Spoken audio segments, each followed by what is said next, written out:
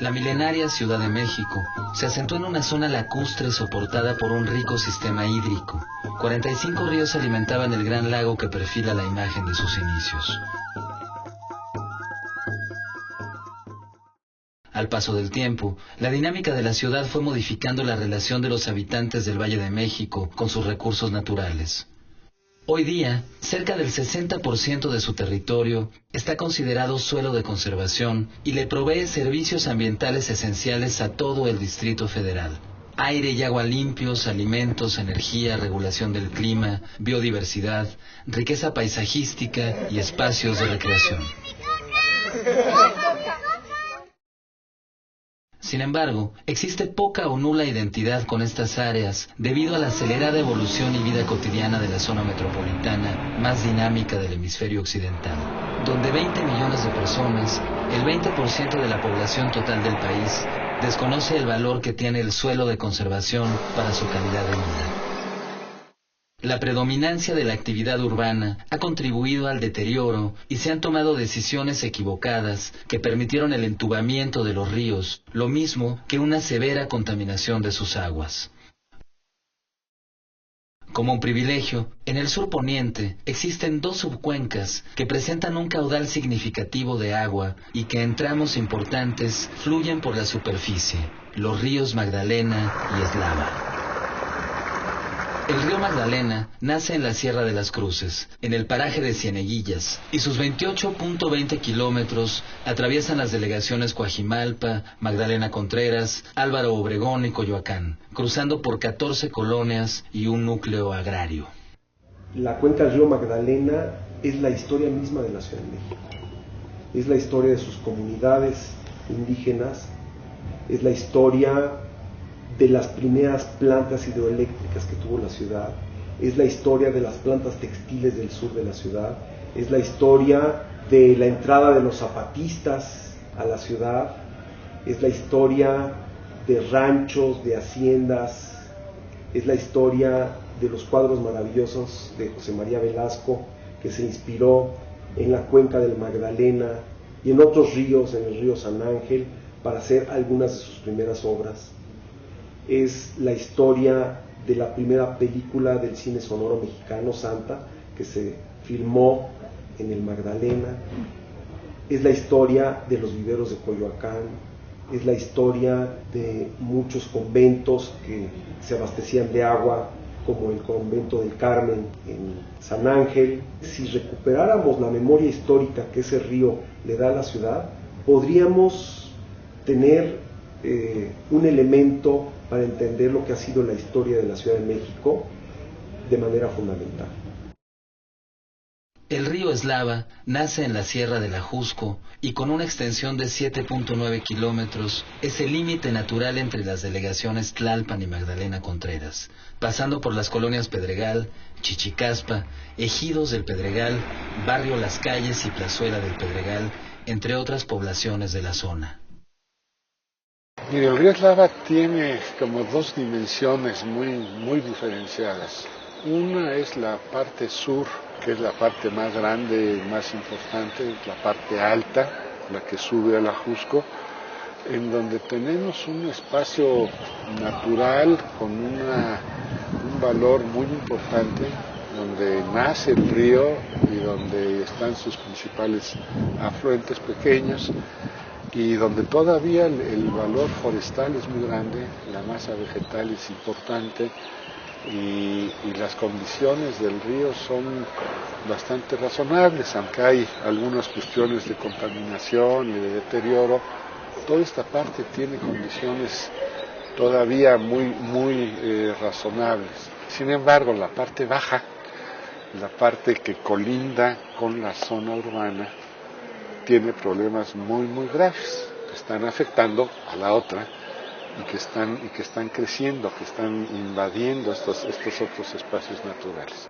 Ambos ríos se unen a la altura de la colonia Concepción en la delegación Magdalena Contreras y presentan una problemática similar: invasiones de asentamientos humanos, usos de suelo incompatibles, litigios de propiedad, degradación ambiental por deforestación, erosión, saqueo ilegal del suelo, y especies endémicas. Falta de seguimiento a reforestaciones y alto riesgo de incendios forestales. Utilización de los cauces como drenaje a cielo abierto o depósitos de basura. Se refiere básicamente al crecimiento de asentamientos irregulares. Sí, son grupos sociales que se han ido ubicando en esta zona y que por muchas razones que explican pero que no justifican la situación, han ido robando el espacio al bosque y contaminando las aguas. Claro, en tiempo de aguas disminuye la densidad, pero están totalmente contaminadas. Entonces es una situación que hay que resolver y que dado que el Eslava desemboca en el Magdalena, está afectando también al Magdalena y todo lo que viene aguas abajo. Existe un grupo promotor para el rescate integral de los ríos Magdalena y Eslava, en el que participan autoridades, ejidatarios, académicos, comuneros, especialistas, asociaciones civiles y ciudadanos. Es fundamental que exista este grupo promotor porque hemos visto que en todos los casos de éxito de rescate de ríos urbanos, y también lo hemos visto en los fracasos, ha estado presente o ha faltado la participación ciudadana. Se encargó a las dos principales universidades del país la elaboración de un plan maestro que sustente el rescate de las cuencas. La UNAM es responsable del capítulo del plan maestro para el río Magdalena. El plan maestro hay que verlo como un instrumento, hay que verlo como un punto de partida, hay que verlo como un principio que sirve para ordenar las cosas. Sí está expresando un diagnóstico muy profundo de un río, de cuál es su dinámica, cuál es su problemática, cuáles son sus potencial, pero el plan de acción definitivo va a depender de la sociedad, va a depender de los distintos grupos.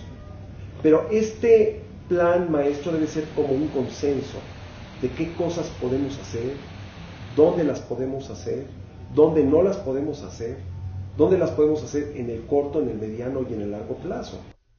Mientras que el capítulo del plan maestro para el río Eslava está a cargo de la UAM.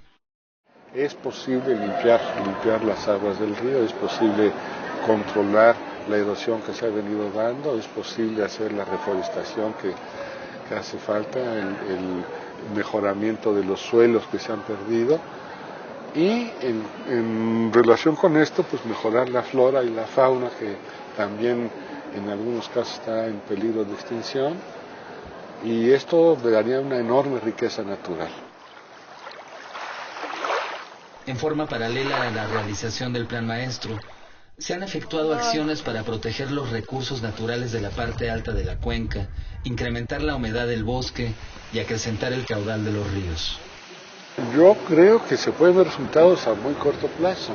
Depende mucho de la colaboración y de la participación que se tenga.